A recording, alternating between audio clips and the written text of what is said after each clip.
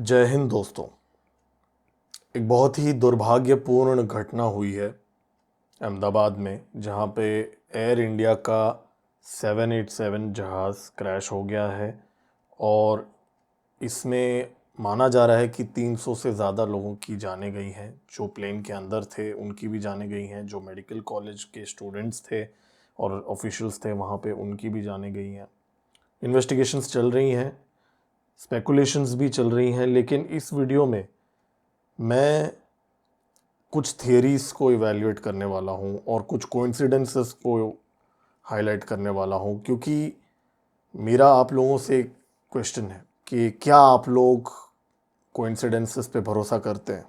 एक कोइंसिडेंस हो सकता है, दो हो सकता है, तीन हो सकता है, लेकिन 6, 7, 8, 9, 10 कोइंसिडेंसेस अगर एक साथ अलाइन हो जाएं तो वो कोइंसिडेंस नहीं होता। ये हमें क्रिटिकल थिंकिंग बताता है। भारत और यूनाइटेड स्टेट्स के जो रिलेशंस हैं वो कम्प्लीटली डिस्ट्रॉय हो चुके हैं अगर हम ये कहेंगे तो इस समय बहुत ज़्यादा लोग डिसएग्री नहीं करेंगे। कुछ लोग बोल रहे हैं कि ये टेम्परेरी डिप है, लेकिन मुझे लगता है कुछ बहुत बड़ा हो गया है पिछले 1 महीने के अंदर, ऑपरेशन सिंदूर के अंदर, जहाँ भारत ने नूर खान एयरबेस, जो यूएस ऑपरेट करता है, ठीक है, जहाँ पे यूएस का इक्विपमेंट, यूएस के न्यूक्स, यूएस के इनफैक्ट माना जाता है कि मिलिट्री ऑफिशियल्स भी थे, उस पे हमला करके भारत ने कुछ ऐसा कर दिया जो यूनाइटेड स्टेट्स को बहुत बड़े तरीके से चोट लग गया। इसलिए ट्रंप के तेवर कंप्लीटली बदल चुके हैं। अहमदाबाद में जो क्रैश हुआ है, देखिए, बोइंग एक अमेरिकन कंपनी है और बोइंग के ऊपर तो ऑलरेडी बहुत सारे एलिगेशंस हैं। केस भी चल रहा है उनके ऊपर कि उनके जो 787 के रिलायबिलिटी को लेके बहुत सारे क्वेश्चंस हैं। बोइंग यूएस की कंपनी है और टर्किश एयरलाइन को भारत ने बैन कर दिया। फिर टर्किश एविएशन कंपनीज को भारत में बैन कर दिया, सेलेबी को भारत ने बैन कर दिया। और ये अहमदाबाद का जो एयरक्राफ्ट का जो प्लेन था उसकी सर्विसिंग किसने किया पता है आपको? टर्किश टेक्निक करके एक कंपनी है, उसने बोइंग 787 जो क्रैश हुआ उसकी सर्विसिंग की थी। अब हो सकता है कोइंसिडेंस हो, जैसे मैंने आपको कहा, राइट। आप में से कुछ लोगों को ये लग भी सकता है कि अरे यार ये तो कुछ भी नहीं है, ये तो कोइंसिडेंस है। आप लोग मुझे कॉन्स्पिरेसी थियरिस्ट भी बोल सकते हो, बिकॉज अल्टीमेटली ये सारी थियरीज ही तो हैं।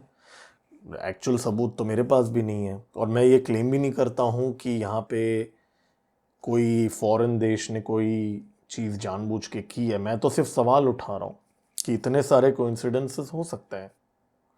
आप सोचिए, बोइंग के 1100 एयरक्राफ्ट हैं, 787, पूरे दुनिया में 1100 से ज़्यादा एयरक्राफ्ट है जो दिन में 1000 से ज़्यादा फ्लाइट्स फ्लाई करती हैं। और बोइंग के पूरे फ्लीट्स की अगर मैं बात करूँ तो 14,000 से ज़्यादा जहाज़ हैं, दिन में रोज़ फ्लाई करती है पूरी दुनिया में। और इतना बड़ा कोइंसिडेंस कि बराबर भारत का बोइंग का जहाज़ क्रैश होता है, एयर इंडिया का, ठीक है, एयर इंडिया का, भारत का क्रैश होता है। ऑपरेशन सिंदूर के कुछ हफ्ते बाद नूर खान बेस, जो यूएस ऑपरेटेड बेस पे जो भारत ने हिट किया, अमेरिकन माना जाता है उसके अंदर रहे होंगे, ऐसा माना जाता है। उसके बाद में कुछ हफ्तों बाद में ये क्रैश हो जाता है। हो सकता है कोइंसिडेंस, तो हो सकता है कि ये टेक्निकल फेलियर हो, पावर फेलियर हो। इनफैक्ट इमीडिएट रिपोर्ट्स के मुताबिक दो ही एंगल निकल रहे हैं, इंजन फेलियर हुआ है दोनों इंजन्स का, या फिर पावर फेलियर हुआ है, या फिर पायलट का एरर हुआ है। तीन ही पॉसिबिलिटीज़ हैं। अगर ये तीन नहीं है तो फिर आप जानते हो कि चौथा पॉसिबिलिटी क्या है। बोइंग एक यूनाइटेड स्टेट्स की कंपनी है। अब आपको इंसिडेंट्स गिना देता हूँ अब आपको, जिसके बारे में मैं बात कर रहा हूँ। पहला कोइंसिडेंस, पहलगाम अटैक होता है यूएस के वाइस प्रेसिडेंट जेडी वॉन्स के लैंड होने के एक दिन बाद। कोइंसिडेंस। ऑपरेशन सिंदूर होता है, उसके बाद में यूनाइटेड स्टेट्स अचानक पाकिस्तान को उसके 3 दिन बाद पाकिस्तान के आर्मी चीफ के साथ और शहबाज शरीफ के साथ क्रिप्टो करेंसी का ट्रंप डील साइन करता है। ट्रंप का फैमिली ओन्ड बिजनेस है, क्रिप्टो करेंसी का कंपनी है ट्रंप का। वो डील साइन करता है आसिम मुनीर के साथ। Coincidence number 2। Coincidence number 3, IMF loan देता है पाकिस्तान को। इतना सब कुछ हो रहा है, वॉर लड़ी जा रही है और लोन दे देता है। फिर वर्ल्ड बैंक $40 बिलियन का एक अमाउंट अनाउंस करता है पाकिस्तान के लिए अगले 10 साल में डिस्पर्स करने का। फिर डोनाल्ड ट्रंप ये कहता है कि पाकिस्तान के साथ ट्रेड बढ़ाने वाला है, अब वो एक्सपैंड करने वाला है। पता नहीं क्या ट्रेड करेगा, बट वो ऐसा अनाउंस कर लेता है। फिर यूएस का जो सेंटकॉम का कमांडर है माइकल कुरिल्ला, वो बोलता है कि पाकिस्तान यूएस का एक फिनोमिनल पार्टनर है और यूनाइटेड स्टेट्स पाकिस्तान को डिच नहीं कर सकता भारत के लिए। ये चीज़ वो ऑफिशियली बोलता है कैमरा के सामने।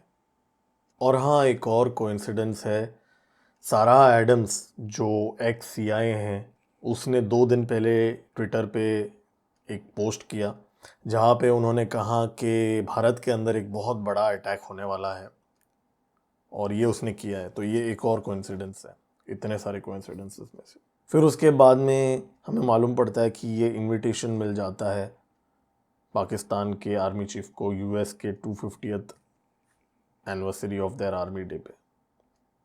और फिर मालूम पड़ता है कि यूनाइटेड स्टेट्स के ऑफिशियल वार्निंग देते हैं इंडिया को कि रशियन फाइटर जेट्स नहीं खरीदना है। उनका जो लुटनिक है ना, सेक्रेटरी ऑफ, उनका जो कॉमर्स सेक्रेटरी, उसने वार्निंग दिया कि भाई भारत रशिया से नहीं खरीदना चाहिए। भारत F-35 को रिजेक्ट करके सुखोई से 57 करता है।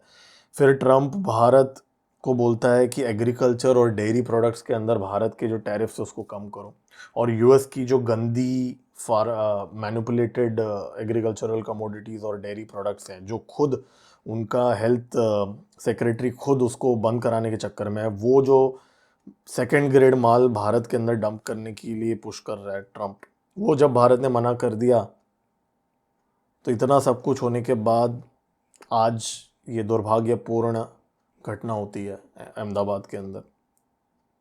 और इतने में हमारे बांग्लादेश में मोहम्मद यूनुस जो हैं, क्लिंटन फाउंडेशन का डीप स्टेट का बंदा, वो आता है, एक डेमोक्रेटिकली इलेक्टेड गवर्नमेंट को वहाँ से भगा देता है और यूएस उसको सपोर्ट कर देता है। और अब वो यूके में है Mohammed Yunus as of now, जब अहमदाबाद का क्रैश हुआ, और यूके में उसको एक अवार्ड दे रहा है। जी हाँ, यूके का जो उनका जो क्राउन है, उनका एक अवार्ड उसको मिल रहा है मोहम्मद यूनुस को। जी हाँ, अभी अवार्ड लेने गया है वो यूके में। और सेंट मार्टिन आइलैंड और रखैन कॉरिडोर अब यूनाइटेड स्टेट्स को देने की बातें की जा रही है। बांग्लादेश का आर्मी चीफ या तो बिक गया है या डर गया है।